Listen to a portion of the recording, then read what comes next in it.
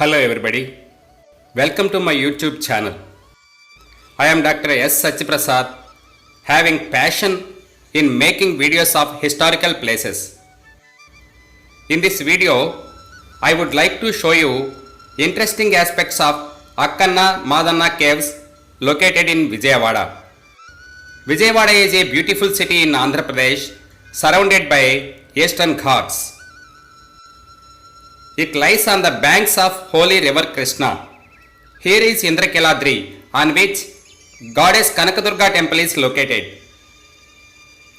At the eastern foothills of Indrakiladri, we can find historical Akkanna Madanna caves.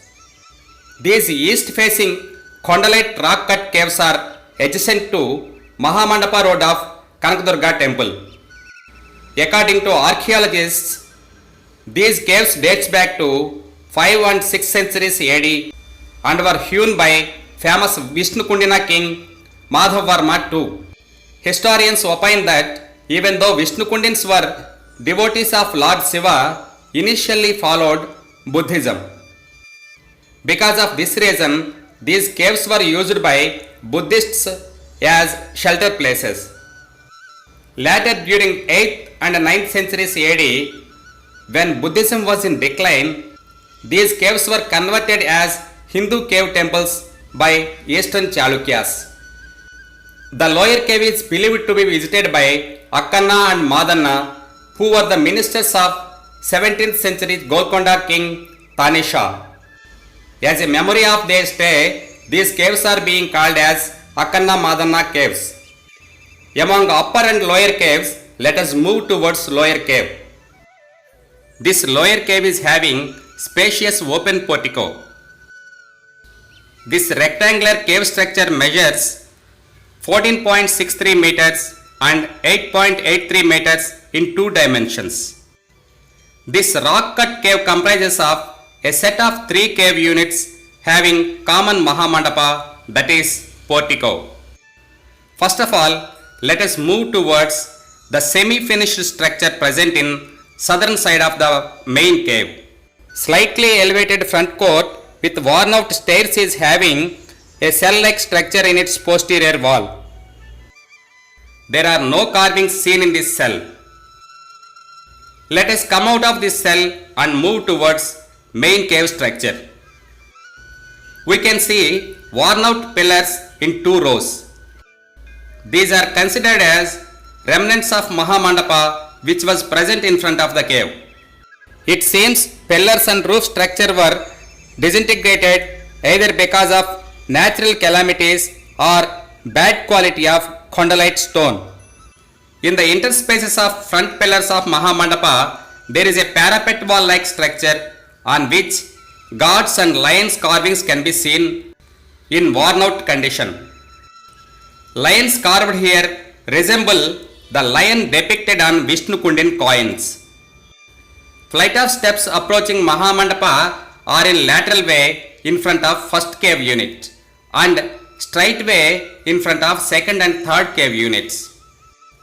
Now let us move towards first cave unit. Here is Vinayaka sculpture carved in the posterior corner of southern wall. Vinayaka is in sitting position without having crown on his head. Ganesha is having 4 hands holding Ankusha, Pasha and Modakas. Being recognized as Valampuri Ganapati, this sculpture is similar to the Vinayaka seen at Nataraja cave of Mogalrajapuram. Vishnukundin king's style of sculpture is best visualized in this carving. There are 3 pillars behind Mahamandapa. Afterwards, Ardhamandapa is seen.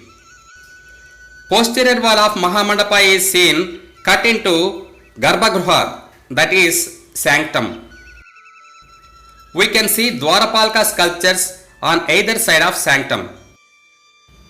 On the southern side, we can see Dwarapalka sculpture wearing a horned crown and standing in Tribhanga posture.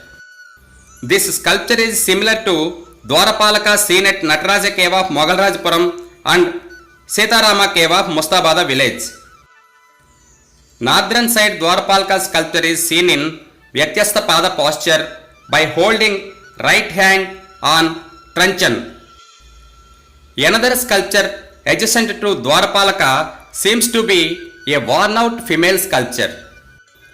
Makaratoranas are seen in worn out condition. Now let us enter into first sanctum.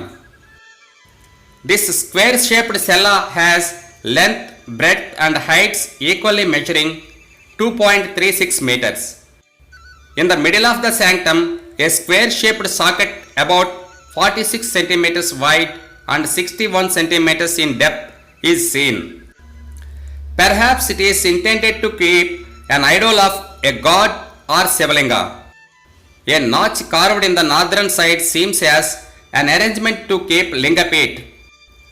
Now let us come out of first sanctum and move towards second sanctum. We can see two Dwarapalaka sculptures in Ardhamandapa on either side of second sanctum. These Dwarapalakas are seen in Dvibhanga posture. Makaratorana is also seen in worn out condition. Here is a female sculpture seen in Abhanga posture. Let us enter into the second sanctum having length, breadth and height equally measuring 1.90 meters. Here is a 30 centimeters wide square socket in which a stone, perhaps placed in modern days, is being worshipped as Shivalinga. A socket-like structure in the northern wall seems to be an arrangement to collect Abhishek water. Let us come out of second sanctum and move towards third sanctum. As pillars, walls and roof of third sanctum were totally disintegrated, we can only find out remnants in this place. Now let us come out of this cave structure and move towards the southern premises in which a black stone portico and Arjuna pillar are present. Sculptures of Ganas and lions are arranged as exhibits in this garden-like premises. In the middle, there is a pillar on which sculpture of archer Arjuna was carved. In the name of this pillar, the adjacent street is being called as Arjuna Street. Parvati and Parameswaras are seen carved on this pillar. On one side, Sita, Rama and Hanuman were carved. On another side, a deity with 4 hands and some other sculptures were carved. There are inscriptions seen on this pillar. Here are attractive miniature carvings of Ganas on red stone. Carvings of lotus and lions are seen on this stone. Now let us move towards black stone pillared portico. Here are miniature sculptures of Ganas seen around the base of portico. We can find inscriptions on pillars. Here are lions and Ganas carvings seen on the upper portion of pillars. Here we can find sculptures of persons playing musical instruments and dancers in an attractive manner. Now let us move towards flight of steps in the northwest corner to reach the upper cave, which is 90 meters high on the rock face of long sloping hillock. Upper cave is known to be dedicated to Trinity, that is Brahma, Vishnu and Maheshwara. This 2nd century rock cut cave is with spacious forecourt. Southern wall of this forecourt is seen with 2 worn out rock cut cella. There are impressions on the posterior walls intended to place idols of deities. Northern wall shows impressions of worn out cella. Now let us move towards the cave having length, breadth measuring 14.7 meters and 8.95 meters. Here is a central flight of steps in Surulyali balustrade manner with elephant heads carved on either sides. In the front part of the cave, we can see remnants of pillars without roof part forming open portico. Let us move into the Mahamandapa with 12 pillars seen in 2 rows. This cave is famous because of inscriptions present on southernmost freestanding pillar dates back to 7th century AD. According to archaeologists, the script in this inscription is similar to inscription of nearby Undavali caves and Bhokardan caves of Maharashtra. Here we can find a short inscription Sri Utpatti Pidugu. According to historians, this Sri Utpatti Pidugu might be the name of a sculptors association. According to research findings of Sri Chemakurti Narasimharao garu, Sri Utpatti Pidugus are Kalamukha Saivas. During 7th and 8th centuries, these people destroyed Buddha and Jain monuments.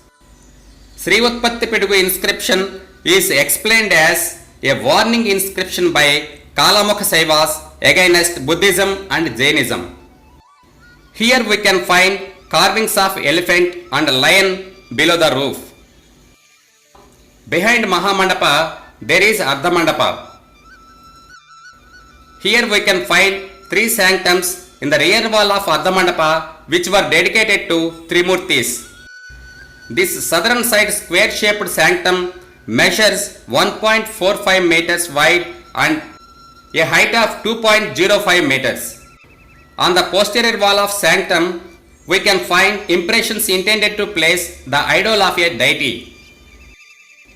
Here is Nandiswara idol, seems recently placed in Ardhamandapa. It is in front of middle sanctum. Length, width and height of middle sanctum are equally measuring about 2.44 meters. Sivalinga is housed on the middle square shaped pedestal and is being worshipped by devotees. Northernmost sanctum is rectangular in shape. Its length, width and height are 2.21 meters, 1.3 meters and 2.21 meters respectively. Here also we can find impressions for deity on western wall of the sanctum. Here is an empty socket carved in the northern wall of Ardhamandapa. Let us once again have darshan of Sivalinga and move out of Mahamandapa. This is in detail about historical caves. Hope you have enjoyed this tour into historical Trimurti and Akkanna Madanna caves. Please do visit these caves once and share this knowledge of Indian heritage and culture to your friends and relatives. Have a nice day.